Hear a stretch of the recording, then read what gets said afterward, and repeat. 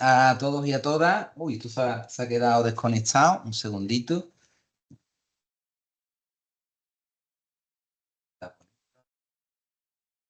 Ahora que pasa a modo descanso. A ver si se conecta aquí en clase.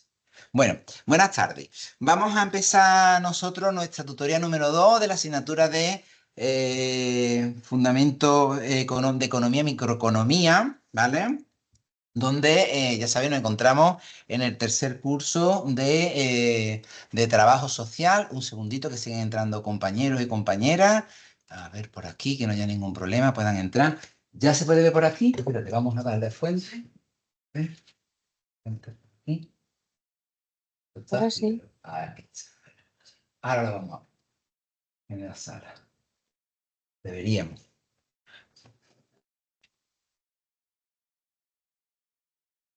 Parece que da fallo. Vamos a ver un segundo. Ahora, ya la tenemos aquí. Bueno, quitando la incidencia propia del directo. Vamos a darle caña donde nos habíamos quedado. A ver, por favor, recordad, si necesitáis, los que estáis en casa, si necesitáis entrar o preguntar lo que sea, no le deis al simbolito de levantar la mano, que yo no lo voy a ver, porque vamos a estar proyectando las transparencias. Entonces, lo que hacéis directamente es que conectáis vuestro micrófono y aquí en la sala se va a escuchar y podemos hablar, ¿vale? Bueno, vamos a compartir aquí. Pipiripiri. Vamos a compartir pantalla completa, que así que es mejor. Vale, ya estamos por aquí. Bueno, vamos a ver dónde nos habíamos quedado el último día. Os recuerdo que habíamos estado viendo el tema de la elección individual como núcleo, como parte esencial de la economía, recordáis, ¿no? Y a modo de resumen, nosotros decíamos, íbamos contándonos, que había una serie de elementos que son básicamente 4 importantes elementos que son los que hay que tener en cuenta para tener claro esto, ¿no? Y tiene que ver con esa parte de por qué se hace una compra, una venta, una adquisición, una decisión de tipo económico, un intercambio, ¿vale? Básicamente se basa en 4 o influyen 4 elementos fundamentales o principios. Uno, el recurso, primero, son escasos, es decir, siempre había que elegir, recordad que ese era el juego, ¿vale? Ese era uno de los elementos que nosotros estuvimos hablando el último día. Otra cuestión, el coste real de cualquier cosa es aquello a lo que se ha de renunciar para obtenerlo. Es decir, recordad que nosotros decíamos, lo que me cuesta esto no es lo que me cuesta esto, es lo que dejo de comprar o de obtener si opto por gastármelo aquí. Claro, ese planteamiento, decía, es más de pensamiento económico, pero en verdad lo estamos aplicando todo el tiempo. Por eso se habla de que todos los costes son costes de oportunidad. Pierdo la oportunidad de, pierdo la opción de si me decido a comprar o adquirir, por ejemplo, un producto o un servicio. Otro de los elementos que estuvimos explicando el último día es cuánto. Cuánto es una decisión en el mar. Es decir, normalmente la pregunta no se plantea en términos de sí o no, sino en términos de cuánto. Claro, estamos hablando de ese pensamiento económico. Y esa es una pregunta cuya respuesta depende de los costes y de los beneficios de hacer un poco más o un poco menos de lo que sea. Si os dais cuenta, esta deriva del anterior, de los costes de oportunidad. ¿Vale? Porque ahí es donde yo puedo tomar elecciones individuales o decisiones individuales en consumir, comprar, vender, todo ese tipo de cosas, ¿vale? Y evidentemente acabamos hablando de los elementos incentivos, ¿no? La gente suele aprovechar las oportunidades para mejorar y por lo tanto las personas responden a los incentivos. Decíamos, respondemos tanto, que hay parte, hay ciencias y hay disciplinas, como todo el mundo de la publicidad, por ejemplo, hay parte de la psicología. Ya veréis que también el trabajo social, que no lo vamos a explicar, pero también jugamos con el tema de las necesidades. Necesidades son necesito algo, o sea que esto también es económico, ¿vale? Todo ese juego tiene que ver con esto. Es decir, cuando vemos que si vamos a adquirir algo es una oportunidad de mejora o nos viene bien o nos beneficia, normalmente tiramos. Y si además eso genera un incentivo, está generando o hay un incentivo que nos lo estimula, pues todavía con más motivo, ¿vale? Bueno, más cuestiones que vamos a ir trabajando. Vamos a ir avanzando un poquito. Espera que se ha quedado. Hoy tenemos el día de las incidencias. A ver, este lo tenemos ahora. Vale, perfecto. Bueno, vamos a ir viendo un poquito más, porque hemos hablado de esas decisiones que nosotros tomamos y qué principios afectan esos 4 principios que hemos descrito, pero si os dais cuenta, al final cuando hablamos de economía estamos hablando de interacción, en algún modo. ¿vale? Si cómo funcionan las economías es interacción y básicamente de aquí iremos al intercambio y el intercambio pues iremos al comercio, etcétera, compra-venta, etcétera, ¿vale? Todo ese juego o esos elementos que están en torno a esa interacción. Una economía, os pone el texto, es un sistema para coordinar las actividades productivas de muchas personas. Entonces, todo lo que está en esa economía lo que intenta es más o menos darle sentido a esa cantidad ingente de actividades productivas. En una economía de mercado, que es un tipo, como es la nuestra, esta coordinación se lleva a cabo sin necesidad de un coordinador. Esta frase tiene un montón de matices, ¿vale? Pero técnicamente no se necesita un coordinador para que tú decidas o no, o quieras o no, comprarte un producto y donde tú te lo quieras comprar, aunque sabemos que va a haber un montón de elementos en juego. Y también del que produce. Si cada individuo toma aquí sus propias decisiones, yo quiero adquirir ese producto o no lo quiero adquirir en función de lo que yo quiera, porque es individual, o de si estoy incentivado o no. Pero esas decisiones no son independientes de las de todos los demás. Es decir, las oportunidades de cada individuo y por tanto las elecciones dependen mucho de las elecciones que hacen los demás. Vamos a explicar esto. Si un montón de gente ve que hay un producto muy barato, yo qué sé, en una gasolinera ha bajado el diésel o la gasolina un montón, ¿qué hace toda la gente? Se va a esa gasolinera. ¿Qué ocurre cuando aumentamos la demanda en esa gasolinera? Pues que muy probablemente se produzca una subida de precios. Oye, yo que fui un día a echar gasolina, he afectado a que tú 2 días después pagues el combustible más caro. Yo solo no, pero yo he participado con mi decisión totalmente individual en que ahora cuando tú vuelvas a ir a la gasolinera sea más cara y yo mismo cuando vuelva a ir también me la encuentre más cara. ¿Se va entendiendo? Esto es el juego de la interacción. Sí, por eso, para entender cómo funciona una economía de mercado, vamos a examinar esta interacción en la que mis decisiones afectan a las tuyas y viceversa. Pensar que estamos hablando de cientos, miles o millones de decisiones sobre un producto o sobre una cuestión que nosotros estamos trabajando. Sí, cuando la gente o el público le mola un producto, una marca de camiseta, una marca de coche, empieza a demandarla porque le parece un incentivo barato, todo el mundo que tira para allá terminará generando un aumento de precio.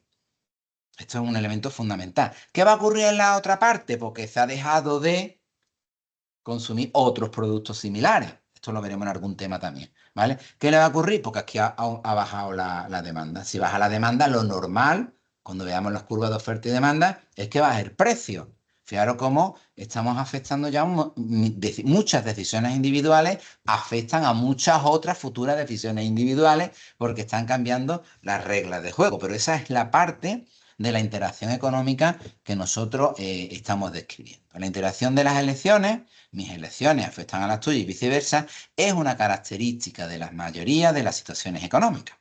Los resultados de esa interacción a menudo son muy diferentes de lo que los individuos pretendían. Recordad, cuando tú te acercaste a comprar gasolina o echar gasolina a tu coche era porque veías incentivo que era más barato que en otras gasolineras, pero tu acción, unida a la de muchos más, lo que ha hecho es incrementar el precio de esa gasolina o ese gasoil. ¿Por qué? Pues porque ha disparado, por ejemplo, la demanda. ¿Vale? ¿Cuáles son los principios básicos? Que son muy sencillitos, que los vais a ver, nosotros lo vamos a ir repasando también en el libro. Los principios básicos de esta interacción entre las elecciones individuales son también, en este caso, 5. El intercambio produce ganancias. Hombre, si no produjese ganancias, no funcionaría la economía, ¿vale? O el intercambio. Los mercados tienden al equilibrio, ahora lo vamos a explicar, ¿vale? Pero aquí tiene mucho que ver eso que ya conocéis de la ley de oferta y demanda, ¿vale? Para alcanzar los fines de la sociedad hay que usar los recursos de la manera más eficiente posible. También de esto se desprenderán muchas de las cuestiones que nosotros vamos a trabajar también en temas posteriores. Los mercados normalmente llevan a la eficiencia, ahora lo explicamos también, y cuando los mercados no consiguen la eficiencia, atentos, la intervención del gobierno, esto es un coordinador, un mediador, un interventor, ¿esto qué es lo que es? La intervención del gobierno puede mejorar el bienestar de la sociedad. Fijaros que se ha metido aquí, ¿vale? Ahora vamos haciendo matices, pero si estuviéramos utilizando un manual neoliberal de economía, os puedo asegurar que esto, así dicho, no estaría dicho de esta manera ni con tanta claridad. Vamos a empezar. Hemos dicho que tenemos en ese intercambio como 5 cuestiones que afectan, ¿no? Que influyen en el intercambio, ¿no? Primera de las cuestiones es que el intercambio produce ganancias, la base misma del intercambio económico. En una economía de mercado, los individuos intercambian bienes mediante el intercambio o comercio. Cada uno proporciona bienes y servicios a los demás y a cambio recibe bienes y servicios que desea. Oye, mira, es que yo no vendo nada. Bueno, no vendes nada, pero trabajas, pues si trabajas, vendes tu fuerza de trabajo.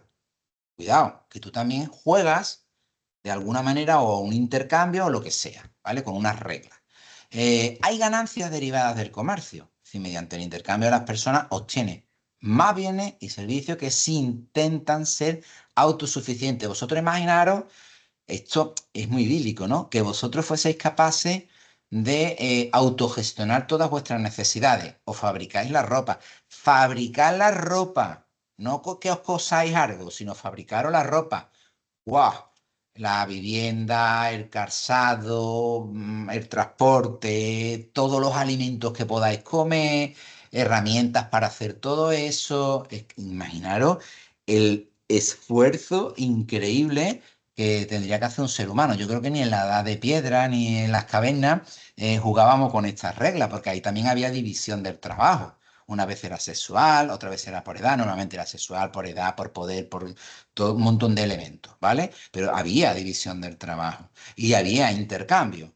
Es decir, ¿qué es lo que ocurre? Que lo normal es que te vas especializando en lo que se te da mejor o en lo que tienes una oportunidad de hacer. Oye, mi padre es carpintero y me va a enseñar desde chiquitito la carpintería. Bueno, pues seguramente ya te vas a especializar y con eso vas a poder generar cosas que podrás comerciar, servicios, prestaciones, bienes, con lo cual tú darás elementos que tienen que ver con la carpintería, los que sean, y otros te los van a comprar y con lo que te compren, pues van a dar cerdo, te van a dar pollo, te van a dar fruta, te van a dar verdura o te van a dar ropa ya hecha. ¿Se va entendiendo? Eso tiene que ver con una especialización. A más complejas son las sociedades, más niveles, muchísimos niveles de especialización se van a producir. De tal manera que todos nos beneficiamos de ese juego, ¿vale? Este aumento de la producción se debe a la especialización. Cada persona se dedica a aquellas actividades para las que está más capacitada. Esto es muy importante. Más capacitada, más formada o la que ha encontrado una manera de aportar o de recibir o de intercambiar. Oye, es que a mí no me gustaba mi trabajo. Es que aquí no estamos entrando si te gusta o no te gusta. Significa que tú estás jugando a estas reglas de especialización con ese trabajo, esa función o lo que sea que tú estés haciendo o que hayas hecho y que te permite jugar también al tema del intercambio, ¿vale? Y por tanto del comercio.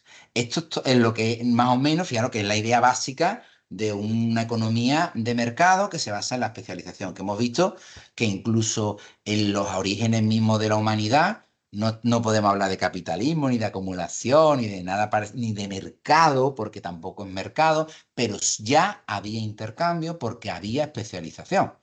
¿Vale? El cazador que cazaba un ciervo, no se puede comer ciervo entero. Llegaba a donde fuera y partía la carne. Y entonces en ese compartir recibía de otro leche, de otro verdura, de otro fruta, de otro. Ese juego, ¿vale? Ya es intercambio, ¿vale? Aunque no esté regulado ni por una moneda ni por un valor tasado real. Aunque hay sociedades que se eran muy avanzadas y jugaban incluso hasta con perlitas y cosas para bolitas y cosas que es el principio de la moneda, pero no vamos a entrar en eso, ¿vale?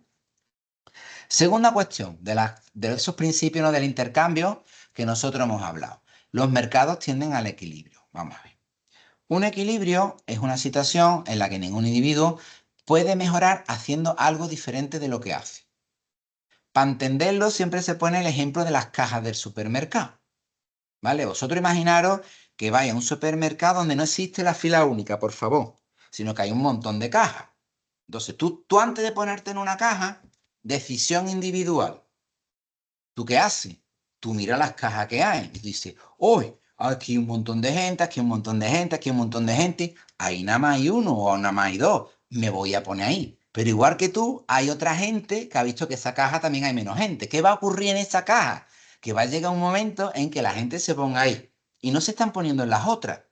¿Qué ha ocurrido? Que decisiones individuales, por un incentivo, por una mejora, por una decisión de que va a ser mejor, todo el mundo llega a esa misma conclusión y llega un momento en que todas las cajas están igual de llenas. En ese momento hay un punto de equilibrio porque nadie puede mejorar haciendo algo diferente de lo que se hace. ¿Se va entendiendo o no? Ojo, vamos a poner que se produce un desequilibrio. En la caja de al lado van muy rápido. ¿Por qué? Pues porque la gente llevaba menos cositas, entonces van pum, pum, pum, pum. Tú que lo ves, ¿qué hace? Te cambia de caja. Y el del otro lado también se cambia, pero bueno, llega un momento otra vez, todas las cajas con más o menos gente están más o menos iguales. Otra vez hemos llegado a una posición de equilibrio. Bueno, pues este es el equilibrio económico, ¿vale? Fijaros que estoy hablando siempre de una perspectiva de decisiones individuales. Es decir, aquí hay alguien que considera que en ese sitio va a estar mejor que en otro, pues imaginar eso con consumir algún producto, una oferta, una rebaja, lo que sea, ¿vale? Más o menos es el principio. Otra de las cuestiones que estábamos viendo de la interacción, ¿no? Para alcanzar los fines de la sociedad hay que usar los recursos de la manera más eficiente posible. Esto daría para una tesis doctoral, ¿eh? Esto solamente. Una economía es eficiente cuando se aprovechan todas las posibilidades de hacer que alguien mejore sin hacer que nadie empeore. Oscua, esto mola un montón, esa frase. O sea, esto había que tatuárselo aquí. Pero, ¿qué ocurre? Que la economía juega con otras reglas. Todo para mí y para los demás, nada. ¿Vale? La lógica neoliberal, capitalista, de acumulación, todo para mí y ya, además, se puede ser. ¿Vale? Entonces, claro, la economía per se no tiende de forma natural a la eficiencia. ¿Por qué? Porque todo el mundo tira para un lado o tira para otro.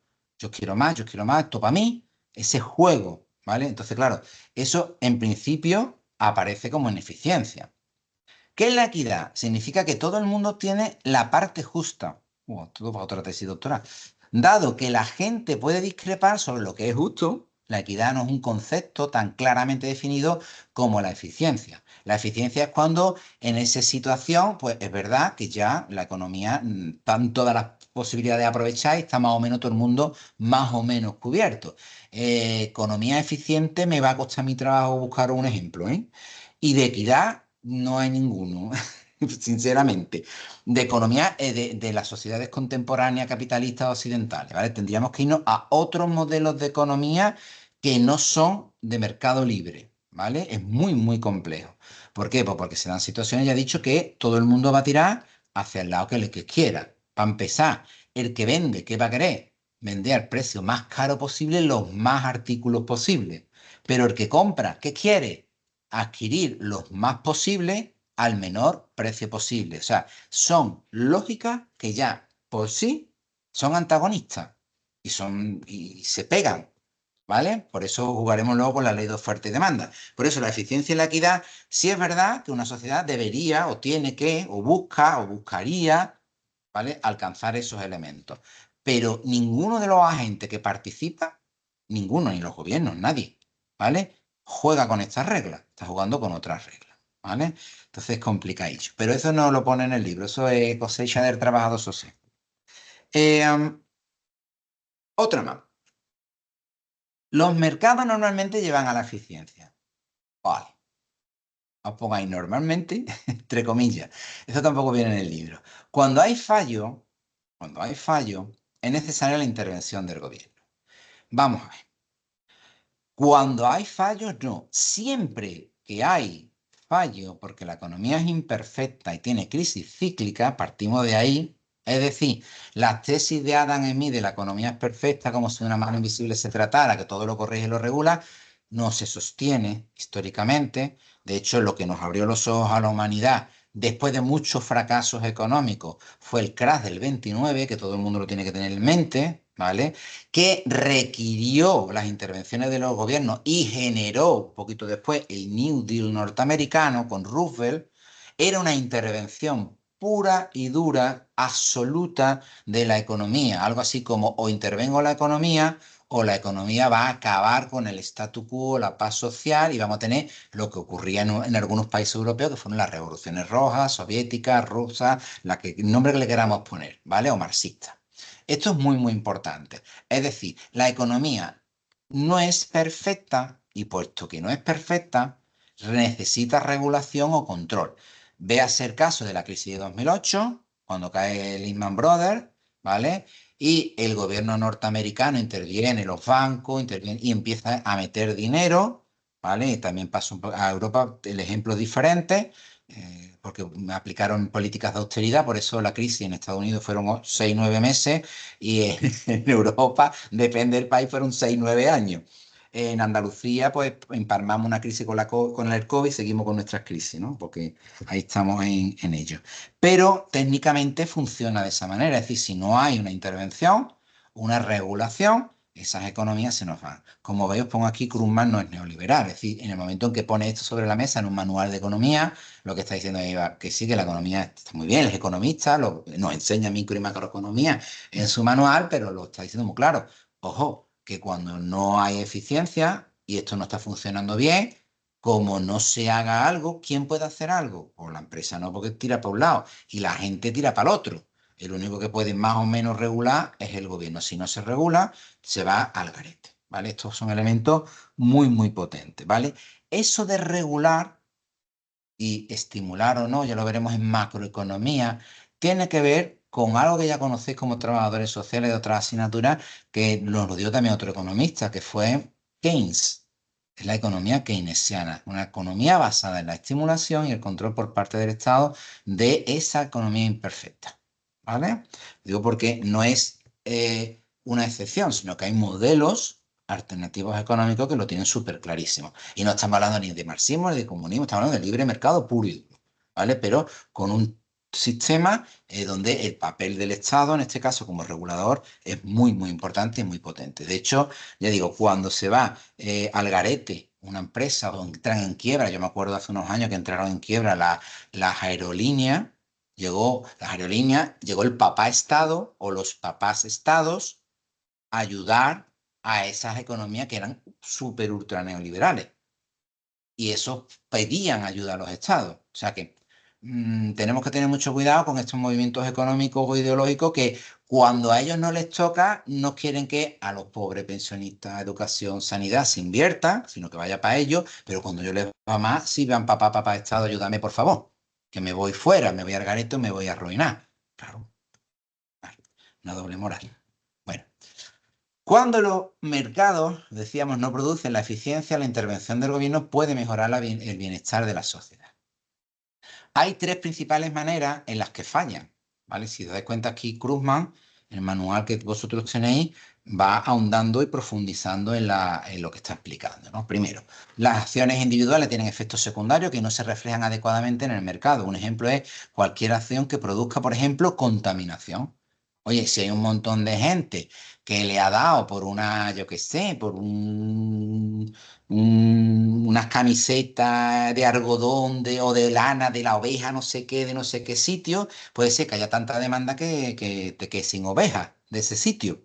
¿Se ha entendido? ¿Por qué? Pues porque no estuviera regulado. Entonces genera, si no está regulado, hay unos efectos secundarios que nos lo cargamos. Otro efecto secundario, yo qué sé, los caladeros de pesca. Oye, qué rica está la sardina y ahora todo el mundo a nivel mundial vamos a tirar de la sardina. Pues si seguimos sacando sardina, llegará un momento que los caladeros de pesca se agoten y si se agotan ya ni sardina para nadie. ¿Se ha entendido? Entonces, ¿quién controla esto? Pues si no hay una intervención del Estado, tenemos luego un efecto colateral, un efecto secundario muy grave. ¿Vale? Por ejemplo, es contaminación o explotación de los recursos naturales. Una de las partes, la segunda que estamos hablando, puede evitar que se produzcan intercambios mutuamente beneficiosos cuando intente apropiarse de una parte mayor de los recursos. Un ejemplo sería una empresa farmacéutica que pusiera los precios de los medicamentos tan altos que algunas de las personas que se beneficiarían de esos medicamentos no podrían comprarlos. Esto es el pan nuestro de cada día. O sea, la farmacéutica no dice, ay, a ver si consigo abaratar productos. No, a ver si consigo encarecerlo más. ¿Vale? Y la farmacéutica no dice, voy a bajarte el precio. Le dice a los estados, financie usted el medicamento para sus ciudadanos. O sea, que al final yo gano más. ¿Vale? Ese es el juego. Claro, esto genera un montón, una distorsión. Hombre, aquí en España, pues se nota, pero se nota menos que si tú estás en África. Es decir, aquí, si te cubre el gasto farmacéutico el Estado, que tiene que lidiar con esto, pues más o menos te llega el medicamento. Si no uno, te llegará otro. Haber dicho, hay enfermedades que no nos llegan ni de lejos. Es verdad. porque ni se pueden pagar o no se permite el Estado pagarlo, lo que sea, ¿vale? Malamente. Pero es verdad que en otros países, cosas que se pueden curar con medicina, que aquí están a nuestro alcance, pues en otros países la gente no puede adquirir esos productos y muere, ya está, no pasa nada, está muerto. Y se acabó. Ni aquí ni hay ni moralidad, ni castigo, ni pena. Oiga, ¿y por qué no cada país fabrica sus medicinas? Porque es muy fácil. Claro, tú tienes las fórmulas que no son tan complejas. Tú podrías hacer tu industria farmacéutica en cada país y tú generas tu medicamento para tu población. Además, a bajo coste o incluso gratuito. ¿Lo puedes hacer? Sí. Pero para eso están las patentes, las peleas internacionales y hay hechos históricos. Yo recuerdo que Sudáfrica, ¿sabéis qué? Yo siempre lo pongo de ejemplo, pero es que es real. En África el tema del SIDA es endémico y donde más gente muere por el tema del SIDA. Eso y después Asia, después Latinoamérica, en fin, más o menos va en ese orden, ¿no? Pero es donde más gente muere. Oye, muere de cosas que, por ejemplo, en Europa, teniendo el mismo diagnóstico, no te tienes ya por qué morir. ¿Qué ocurre? Pues que allí no hay acceso a esos medicamentos o a esos tratamientos. Hubo un país, que en este caso fue Sudáfrica, que en su día, oye, que se me muere la gente, voy a fabricar yo los antirretrovirales, los fabrico yo, que los puede fabricar cualquiera. ¿Qué pasa? Que como no está la patente, las sanciones que se le iban a poner a ese país eran tan terribles porque se saltaba las reglas de juego que se lo tuvo que pensar. ¿Qué aceptó ese país? Que la farmacéutica, viendo que se iban mal a Mari Morena, cedió en abaratar los costes. ¿Eso salvó vidas? Hombre, pues sí. ¿Salvó todas las que tenía que salvar? Ni de lejos. Pero ahí lo frenaron, ¿vale? O sea, es tela de complicado, tela de complicado. No es que le tenga aberración a las farmacéuticas, que como venía aquí un ejemplo de farmacéuticas, se me ha venido ese, ¿vale? Pero para que veáis un poco cómo unos tiran para un lado, tiran para otro, es muy complejo. Algunos vienen, tercer punto, por su propia naturaleza no pueden ser asignados eficientemente por el mercado. Un ejemplo de estos bienes sería, por ejemplo, el control del tráfico aéreo. Imaginaros que los aviones, el tráfico aéreo lo controlara, fuera oferta y demanda. Esto sería un disparate. Menos mal, ¿vale? Hay muchos otros que tampoco se regulan así. Pero hay que tener muchísimo cuidado porque hay aspectos de las relaciones humanas que no se pueden sustentar en estos principios de intercambio. Por tanto, necesita esas intervenciones de gobierno, regulaciones de gobierno, incluso cuando no hay gobierno, por ejemplo, el espacio aéreo o los espacios aéreos, se hacen coordinaciones a nivel mundial para que todo país tiene su espacio aéreo, pero los aviones que tienen que pasar por varios países, tienen que ir, que venir, todo eso está ya cerrado, hablado, tratado de alguna manera que no vaya en relación a intereses comerciales, que también los hay, o empresariales específicos, ¿vale? Bueno, más o menos para que tengáis una idea de los aspectos que también implican que haya que generar una intervención del gobierno en aspectos de la economía. Principio básico de la interacción en el conjunto de la economía. Os van a dar el libro 3, ¿vale? Estamos todavía en la parte de interacción, pero os habla de 3. Dos de ellos son muy sencillos, ni siquiera pongo ahí, no profundizo. Uno de ellos, un gasto de una persona es un ingreso para otra, eso ya lo hemos dicho. Cuando yo suelto dinero, le llega a alguien. Por tanto, un gasto mío es un ingreso para otro. ¿Varito, el dinero se pierde? No, el dinero nunca se pierde, solamente cambia de mano. El dinero nunca desaparece. Lo que pasa es que a lo mejor tú no lo ves o tú no lo tienes. Está en otro sitio, ¿vale? Tened cuidado porque el dinero, yo digo, es de las cosas que mejor se controlan. De hecho, tú le preguntas a cualquier país, ¿cuánto cree que hay de evasión fiscal en tu país? Y te dice exactamente lo que hay de evasión fiscal. Te lo dice. ¿Cuánto cree que hay en tu país de comercio de tráfico de droga, tráfico de armas, trata de blancas? Y cada país te da las cuentas. Cachila más. Porque el dinero, yo digo, es lo que más controlado está. ¿Vale? ¿Cuánto se pierde por, yo qué sé, fraude fiscal? ¿Cuánto se pierde por corrupción política? Buscarlo. En España está todo por países, ¿eh? ¿Cuánto cuesta las arcas del Estado la corrupción política? O sea, imaginaros, o sea, todo súper medido. Súper medido. ¿Cuánto se calcula que los españoles tienen debajo del colchón? Se sabe perfectamente. Porque se sabe la cantidad de dinero que hay en circulación o que hay en las cuentas corrientes. Lo demás lo tiene que tener la gente en algún lado. ¿Vale? O la ha gastado en algún sitio ilícito, ¿vale? Pero está ese dinero, ¿vale? El tercero, Las políticas públicas pueden modificar el gasto. Ya hemos dicho que las políticas públicas de, pues, imaginaros, yo soy un Estado y empiezo a hacer obra pública o empiezo a comprar productos, pues yo estoy manipulando sin querer con mi macro decisión muchas decisiones individuales y puede afectar un montón al gasto o a los ingresos de un país, por ejemplo, completo. ¿Vale? Y en la segunda que nos la hemos dicho, ahí sí vamos a profundizar un poquito. El gasto total algunas veces no coincide con la capacidad productiva de la economía. Vamos a explicar un pelín esta parte, ¿vale? Y lo vamos a hacer con un ejemplo que os pongo ahí para la reflexión.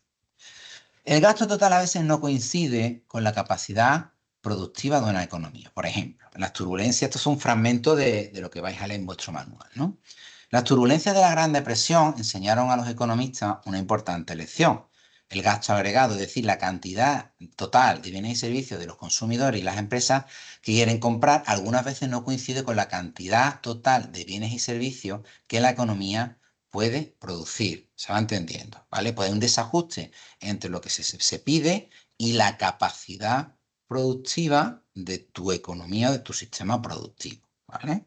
En la década de 1930, crash del 29, ¿vale? Impacto a partir del año siguiente, el gasto cayó muy por debajo de lo que habría sido necesario para mantener el nivel de empleo.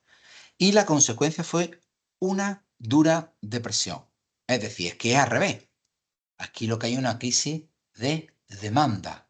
Es decir, si cae el gasto, que es uno de los principales que sustentaban, por ejemplo, la economía norteamericana, ojo, y todo el planeta, ¿vale? Por eso no fue la Gran Depresión o el crash del 29 no afecta solo a Estados Unidos, afectó a todos los países, ¿vale? En mayor o menor medida. Si cae, llega un momento en que, imaginaros, la gente deja de pedir tus productos, ¿qué le pasa a tus productos? Se deprecian. Si se deprecian, llega un momento en que a ti no te interesa fabricarlo. Si a ti no te interesa fabricarlo, ¿tú qué haces con tu fábrica? Tú cierras tu fábrica y tú generas desempleo. Si no eres tú solo, sino que es un montón de gente, ¿por qué? Pues porque ha habido un retroceso en el gasto o en el consumo, hay un impacto tremendo en el empleo. Y un impacto tremendo en el empleo significa un montón de otra mucha gente sin recursos económicos que tampoco va a gastar y por tanto vamos a crear todavía más recesión o más desempleo. Imaginaros la bola, ¿vale? En realidad las reducciones del gasto están en el origen de la mayoría de las recesiones. Nosotros lo veremos en economía, sobre todo cuando veamos los puntos de expansión económica y recesión económica, nos vamos a dar cuenta de que en todas ellas ha caído en un momento dado la demanda. ¿Vale? Esto es muy, muy importante. En la mayoría de regiones, pero no en todas. Ahora veremos por qué, porque hay otras crisis que son de oferta. Aunque después de 1930 no ha vuelto a ocurrir nada como la Gran Depresión, bueno, no ha vuelto a ocurrir nada como la Gran Depresión, pero en las últimas crisis ya se ha hablado de nuevas grandes depresiones. Lo que pasa es que ahora hay otros mecanismos, ¿vale? Que intentan rápidamente reajustar lo que en ese tiempo no existía o de la manera en que existía. También es posible que el gasto total sea excesivo, o sea, al revés. Imaginar, ¿vale? En este caso aparecería o aparecerá la inflación. Uy, ¿os suena? Un aumento generalizado de los precios en la economía. Al revés, ¿qué significa? Fijaros, la Gran Depresión era no se consume lo suficiente, ¿vale? Eso genera desempleo y por tanto todavía menos consume, por tanto un receso económico, una gran depresión económica. Al revés, la gente demanda productos, pero no hay suficientes productos. Si no hay suficientes productos, ¿qué le ocurre a los productos? Que se encarecen. ¿Qué ocurre cuando las cosas cuestan más, pero a ti no te han subido el sueldo? Que tú cobrando lo mismo, tú eres más pobre. Esto es la inflación. Esto está contado por un trabajador social. Un economista te habla de un aumento generalizado de los precios.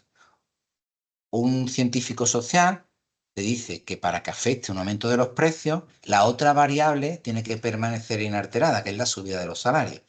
Como no nos da la gana subir los salarios y dejamos que esto suba, la gente es más pobre y se produce la inflación.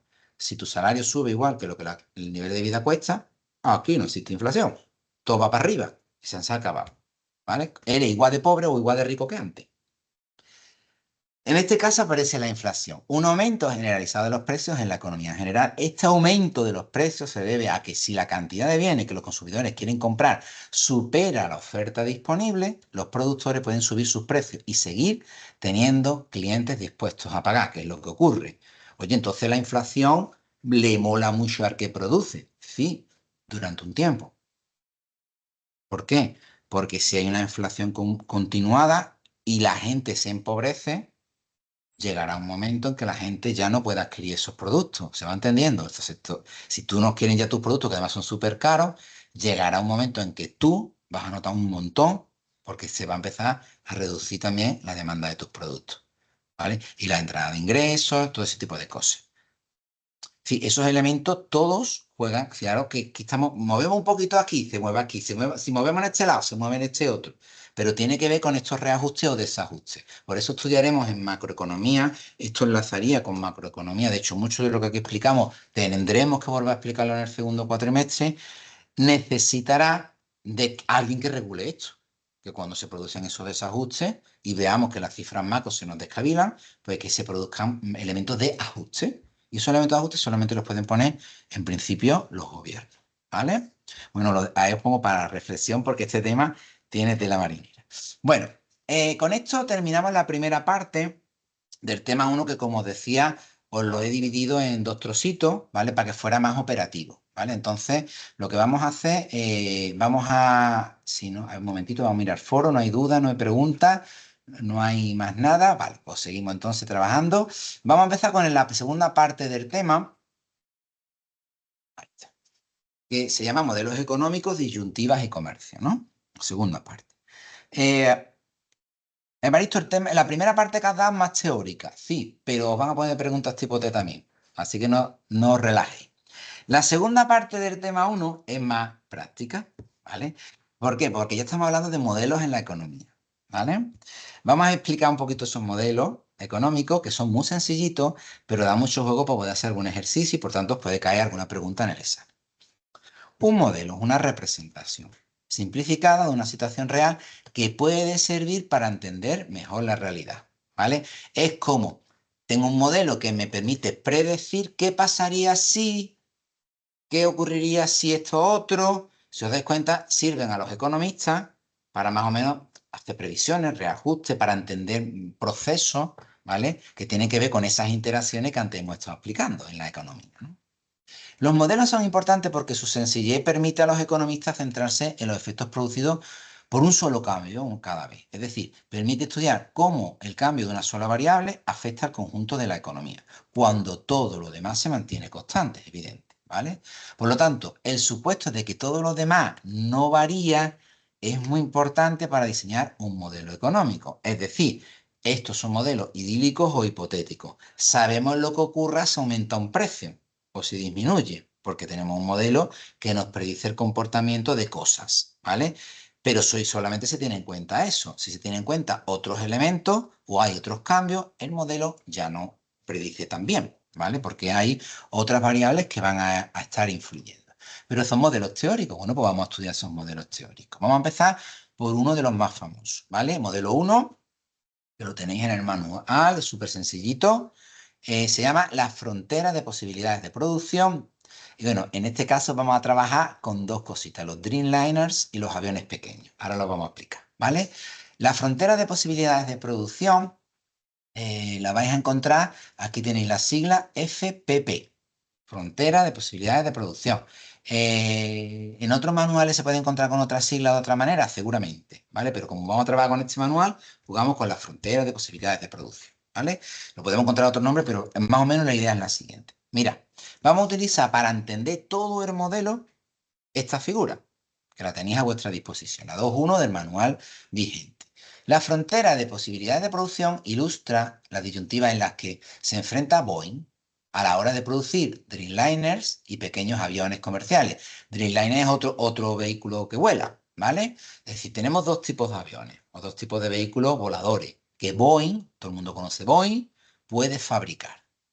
Muestra la cantidad máxima de un bien que se puede producir dada la cantidad que se ha producido del otro bien. Es decir, en este lado tenemos la cantidad de Dreamliners que podría fabricar Boeing si solo fabricase Dreamliner en esa planta de fabricación que está, me lo voy a inventar, en Cáceres, ¿vale? Tiene allí, no tiene ninguna, pero bueno, imaginaros que allí tenemos Boeing, ha montado allí una planta para fabricar Dreamliner y aviones pequeños, ¿vale? Si toda la planta solamente fabricase Dreamliner, puede sacar en ese tiempo, en ese año, 30. Pero si solamente se dedicase solo a fabricar aviones pequeños, pues podría fabricar ese año 40 aviones pequeños. Hombre, Baristo, y si aumentamos la fábrica, este modelo hay que revisarlo, porque ya no valdría. Es dada una circunstancia X que no estamos cambiando. Oye, esta fábrica idílica, ¿qué puede fabricar? O 30 Dreamliner o 40 aviones pequeños, ¿vale? Este es lo que nosotros tenemos. Por tanto, muestra la cantidad máxima de un bien que se puede producir dada la cantidad que se ha producido de otro bien. Aquí la cantidad máxima de Dreamliner producida en un año depende de la cantidad de aviones comerciales producidos ese año y viceversa. Si las producciones alcanzables o factibles para Boeing están representadas por el ala sombreada dentro y sobre la línea. Es decir, haga lo que haga, si fabrico 30, si fabrico 15, si fabrico 9 Dreamliner, o si fabrico 40, si fabrico 20, si fabrico... Tiene que estar, evidentemente, está dentro de mi capacidad de producción. Es decir, yo no puedo hacer nada que esté por aquí arriba. ¿Se va entendiendo? Porque mi fábrica no tiene capacidad y mi frontera de posibilidades de producción, ahora se va entendiendo, es esta. Son mis límites de producción, dadas dos productos que puedo fabricar. Depende de lo que fabrique de cada uno. Oye, si yo recibo un encargo de 15 Dreamliner, mi planta puede ese año fabricar 20 aviones pequeños. Así de claro. El tope, ¿eh? Este es el tope. Pero también puede ser que se me quede por aquí. Es decir, yo puedo fabricar por debajo de mi frontera de posibilidades de producción. Por ejemplo, 9 Dreamliner porque no tengo demanda. Imaginaros que no me han pedido más, pero es que tampoco me han pedido muchos aviones pequeños, me han pedido 20. Bueno, ¿los puedo fabricar? Claro, está dentro de mi frontera de posibilidades de producción. ¿Estoy en el punto óptimo de producción? Ni de lejos, porque tengo mucha más capacidad para producir. Ojo, y para crear empleo.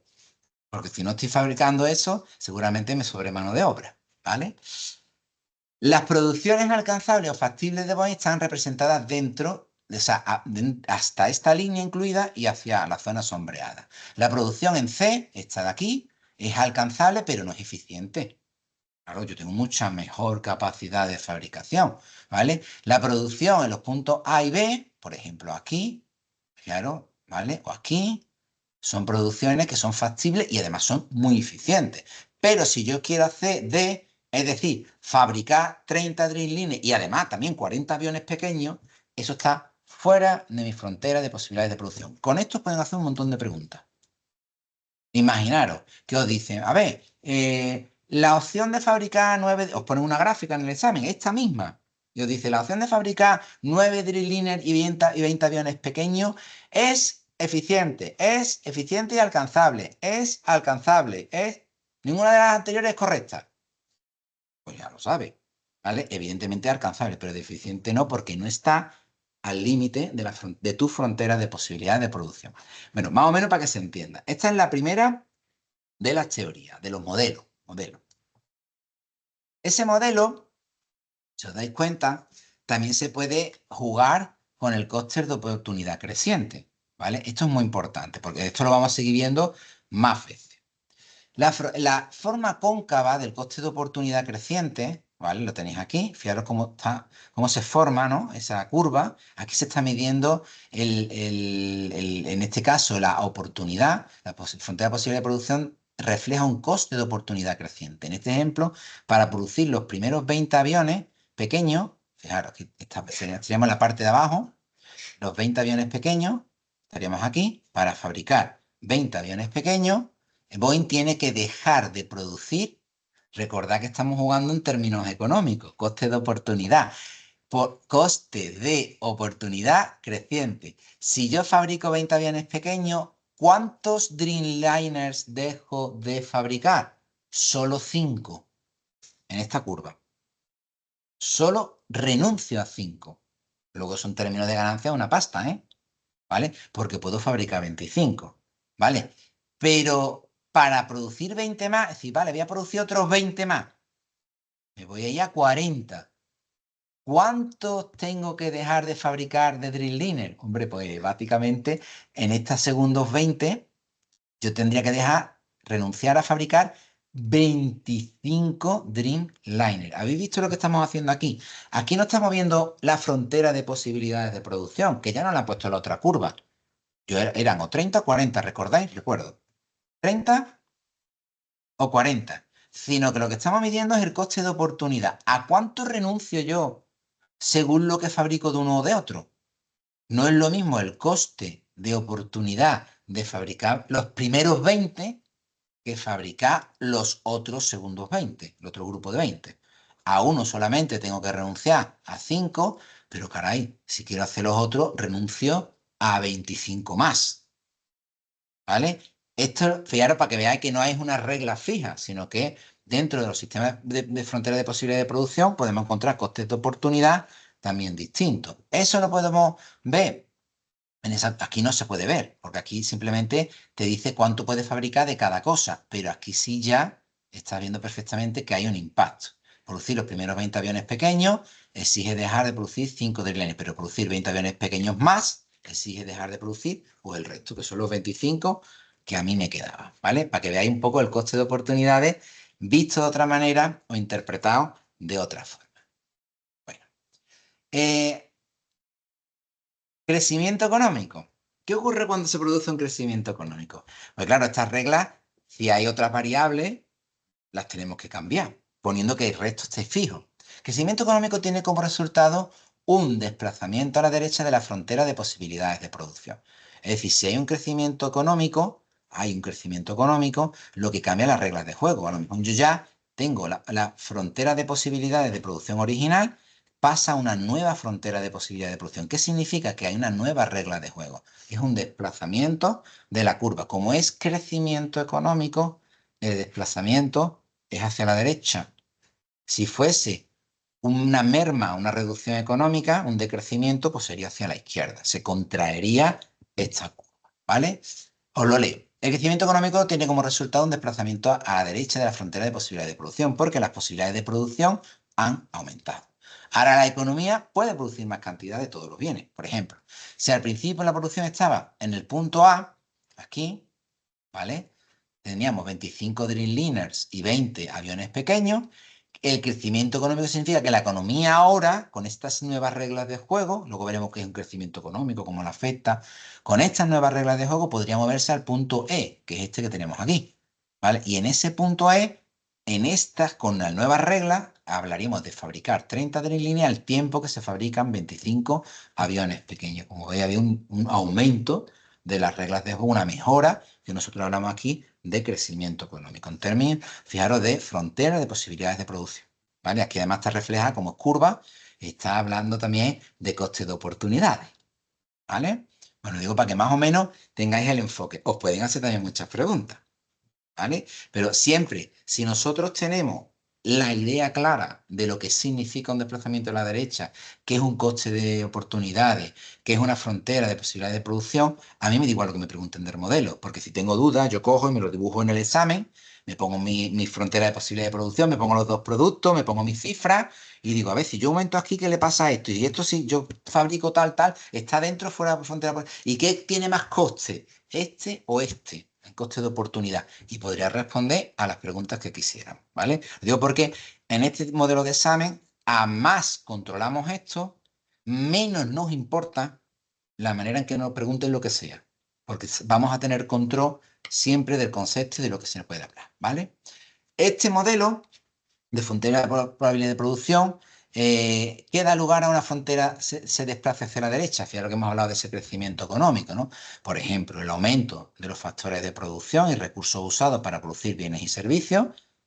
Al imaginaros que hay una entrada de materias primas, se abaratan costes, se ve la luz baja, el alquiler baja, por lo menos la fábrica tiene más capacidad de generar una mayor producción, ¿no? O un progreso de la tecnología. Claro que es una variable muy importante, es decir, los medios técnicos para la producción de bienes y servicios. Oye, en vez de tener estas máquinas robotizadas, voy a meter estos robots de última generación que me hacen pim, pam, pum, y la ala y los morros del avión y la rueda la montan en la mitad de tiempo. Ay, caray, con el mismo coste puedo fabricar más aviones y más Dreamliners, ¿vale? Teniendo el mismo local. ¿Vale? Lo que hemos metido es un elemento tecnológico de avance. Bueno, ¿qué hacemos? Pues lo vamos a dejar aquí. El próximo día explicamos el modelo número 2, ¿vale? Y el modelo número 3, que son muy sencillitos, sobre todo si ya hemos entendido la primera parte, que es la de la frontera de posibilidad de producción, que como veis, ahí nos pueden preguntar lo que sea, que más o menos vamos a tener claro por dónde podemos tirar. Pero el próximo día le vamos a dar más rollo porque el modelo número 2 juega con combinaciones de fronteras de posibilidad de producción, ¿vale? Y tiene que ver con el intercambio de dos países, por ejemplo, que tienen dos fábricas. ¿Vale? Y fabrican lo mismo. ¿Qué pasaría si se combinasen? Bueno, pues el próximo día respondemos a esa pregunta y vemos cómo se trabaja. ¿Vale? Bueno, ¿dudas o cuestiones de lo que hemos explicado? ¿No? ¿En casa? Bueno, pues entonces vamos a dejar cerrar la grabación y me despido. Yo deseo que tengáis una fantástica semana. Hasta luego. Adiós. Hasta luego.